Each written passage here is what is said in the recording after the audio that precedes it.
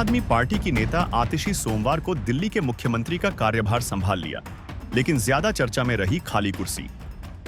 ये वो कुर्सी है जिस पर मुख्यमंत्री रहने के दौरान अरविंद केजरीवाल बैठा करते थे। दरअसल आतिशी जब सीएम ऑफिस पहुंची तो अपने लिए नई चेयर लगवाई। उन्होंने उस कुर्सी पर बैठने से इनकार कर दिया जिस पर पहले केजरीवाल बैठते थे। आतिशी ने कहा कि इस कुर्सी को केजरीवाल का इंतजार रहेगा और ये उनकी वापसी तक इसी कमरे में रहेगी।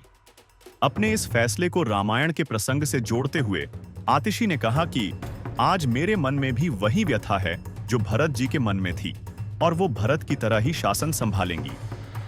दिल्ली की मुख्यमंत्री ने कहा कि जिस तरह भरत ने भगवान राम के वनवास के दौरान 14 वर्षों तक सिंहासन पर उनकी खड़ाऊ रखकर शासन चलाया, उसी तरह से मैं भी अगले 4 महीने तक सरकार चलाऊंगी। आतिशी ने कहा कि दिल्ली के मुख्यमंत्री की यह कुर्सी अरविंद केजरीवाल की है और मुझे पूरा भरोसा है कि आने वाले 4 महीने बाद के चुनाव में दिल्ली वाले फिर से अरविंद केजरीवाल को कुर्सी पर बिठाएंगे। आतिशी का बयान और खाली कुर्सी की तस्वीर सामने आने के बाद बीजेपी नेताओं के हमले शुरू हो गए। पार्टी नेताओं ने इसे राजनीतिक ड्रामा करार दिया।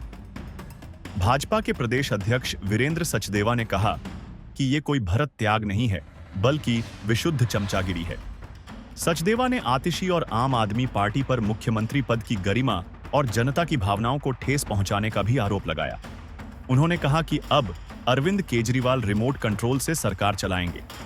बीजेपी नेता मनोज तिवारी ने कहा कि आतिशी न सिर्फ मुख्यमंत्री पद की गरिमा बल्कि संविधान का भी अनादर कर रही है।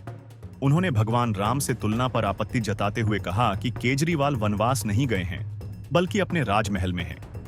दिल्ली विधानसभा में नेता प्रतिपक्ष विजेंद्र गुप्ता ने भी रिमोट कंट्रोल से सरकार चलाने का आरोप लगाते हुए कहा कि अरविंद को इस बारे में स्थिति स्पष्ट करना चाहिए।